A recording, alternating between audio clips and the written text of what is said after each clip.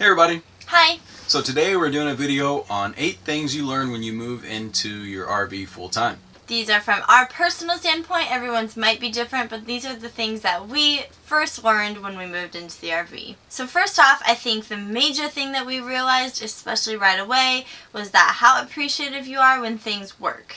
We went into the RV thing thinking, yeah, it'll be kind of tricky, but it won't be too bad. But things break all the time. Your house and your car are all in one, so it makes sense that things are always going to be falling apart. So you learn to be really appreciative when everything is working or even mostly working. Absolutely. So every time the water heater kicks on, I listen for it. We're really glad. Every time after we unplug the fridge from shore power and we hear that propane kicking on, you appreciate all of the little comforts that you take for granted, like the hot water heater, fresh water in general for showering, fresh water for doing your dishes. You just appreciate every little thing that the RV does right. Speaking of water, we've realized that you use way more water than you ever anticipate.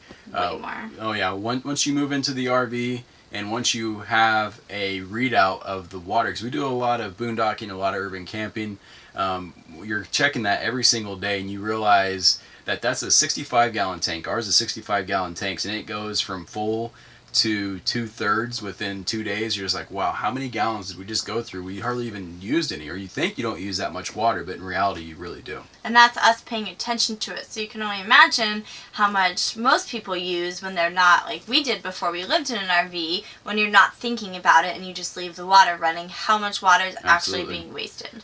Even now, when we went to the movies the other day, I was washing my hands and I turned the water on and then I turned it off as I was lathering my hands up with the soap. And before, I never did that. I just let it run. But once you live in an RV, it's small things like that you do realize. So the third thing that we've realized is that there are so many other RVs on the road. Before we lived in an RV, I never paid attention to them. I would look at the vans and the little campers because I thought those were cool and they kind of stood out more, but I never really thought twice about RVs. And now that we're in one, you realize they are actually everywhere. They're everywhere and you had no idea. And so going along with that, sometimes when you're in an RV, you realize that small cars can be jerks. And I do the same thing. When I'm driving my normal car, you don't really think about it.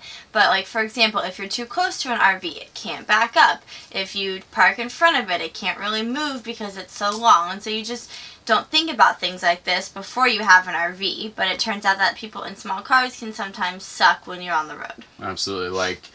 The other day we were on the interstate and a car darted right in front of me, put on its brakes to get into the exit lane, and I can't stop as fast as that car. People don't really realize they're braking in front of a big RV like this. We don't have a tow car, and just the amount it takes us to brake without a tow car, it's a long way. So yeah, little cars, sometimes they might not realize. They don't understand. Yeah. Another thing that we realized when we first moved in is we had the first initial move-in process, and then we realized we had maybe just a little bit too much stuff, so we had to take some stuff out. I think living in my van helped me with this originally, because I realized if I had smaller stuff, it was much more easier to live. And I realized if you buy higher quality stuff to begin with, it works more efficiently, and also it lasts longer. So it can take some bumps and bruises and not break on you.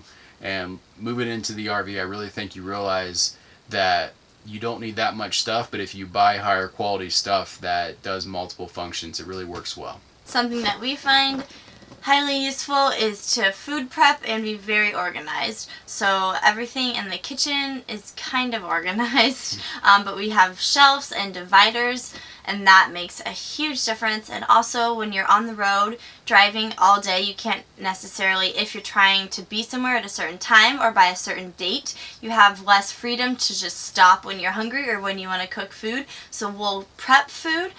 This also is definitely useful for just daily life before work if you're in one spot or whatever, but it definitely helps to not have to cook dinner or lunch if you have leftovers, or things like boiled eggs, quinoa, things made ahead of time that are whole foods and good nutrition and already there ready for you.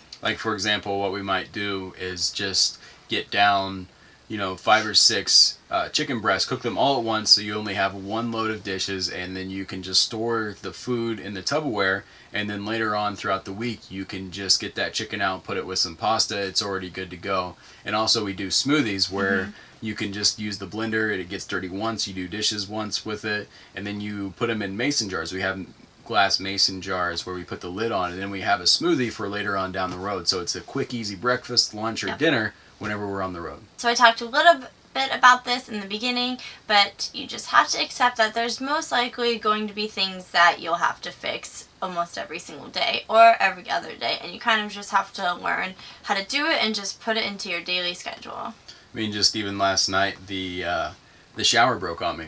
So there's some runners that go along the top, and I had to figure out how to take it halfway apart, put the shower door back on the runners, and then get it all lined back up and put in. It took me about an hour, but it's just it's constant. You can't get upset about it. You just have to have the mindset, okay, this is the problem, this is how I need to fix it, and stay calm about it and just get it done. Because when you're living in an RV, there's always going to be things that needs to be fixed, and you can either pay a lot of money to have them fixed, or you can learn how to do it yourself. It's a great education, and I mean, we've learned so much so far, and I've developed so much confidence in myself of solving some of these problems, because when it comes down to it, you just have to take the time, look at what's going on, and get it fixed. And number 7 on our list is whenever you're driving, you're just gonna have to get over it. I don't know if this is a diesel thing, I don't know if this is just a Class A gas motorhome thing, but it sounds like the whole house is going to fall apart whenever you're driving down the road. Whenever you hit a bump, whenever you go over a little bit of a curb. You quickly turn your head back and you expect all the doors to be on the ground. I mean, how many times in our videos, really clinky. I mean, people that watch it, how many times were we driving and just look back real quick? And then we just keep talking, because it literally sounds like the whole house is going to fall apart. It's true. And it takes forever. And it's just going to fall out. Yeah, it takes forever to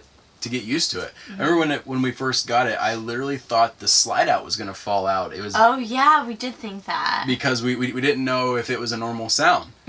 Because there's lots of noises. You buy something like this. You're just like, oh yeah. Yeah. It's fine. You buy something like this and expect it to be solid, to be 100%. But it's not. It sounds like it literally, like whenever we're driving, like if this is a straight motorhome, I feel like it does this. That's what it sounds like. It sounds like the whole box just shifts into a square. Yeah. To what's that called? A sideways. Right angle. Yeah, but it's different. It's like a diagonal. I'll insert it in this video. The word I'm looking for. A stop sign? A hectagon? Not a hectagon. But anyways, it sounds like it's gonna fall apart. So the 8th thing that we realized is that there is a huge network out there to help you whenever you have issues, whether online, at campgrounds. We're always meeting people that are wiser and older than us, that know these things, that aren't newbies. We've learned a lot from them, and also a ton of online forums, Facebook groups, things like that you can join for helping you with different issues, for just general questions on organization, things like that. I mean, for us, we're in a unique situation on YouTube because we post our problems and we get 20, 30 answers to what's going on.